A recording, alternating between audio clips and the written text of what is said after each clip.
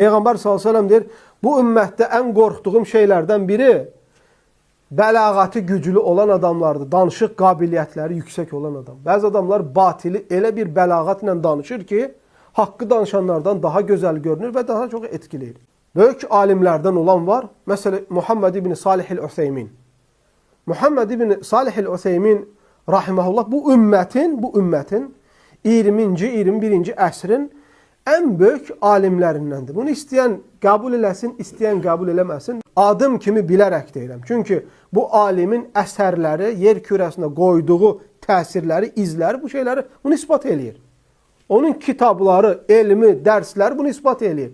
20-21-ci əsrin ən böyük gəlmiş elm əhlindəndir. Sən təsəvvür elə. Şeyx İbn Useyminin bugün YouTube'da dərslərini görürəm. Çox önəmli və həssas məsələlərdən danışır. Baxıram, bir həftədir dərs enib və bu dərs şeyxə aid olan rəsmi kanallarda enib. Say nə qədərdir, qardaşlar? 450 adam baxıb, 500 adam baxıb. Bir həftədə, 7 günün içində ümmətin böyük alimi. Bir dənə, üzürlüsən bir ifadə eləyəcəm. Çünki məni bu şey yandırır. Bir dənə dığanın biri çıxır.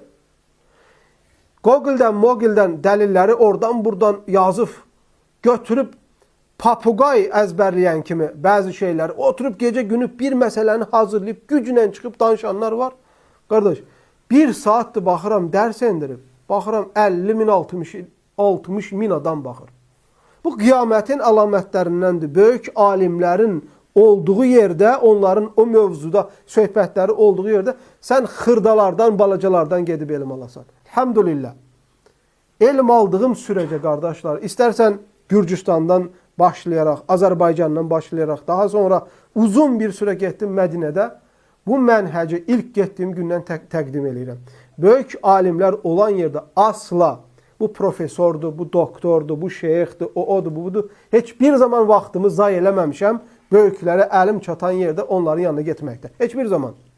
Və əsla da bir şey itirmədiyim farkındayım.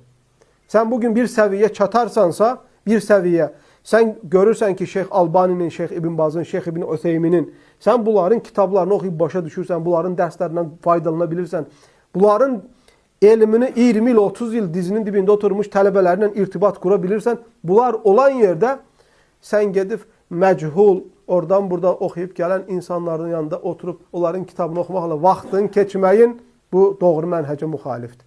Hər zaman qardaşlar.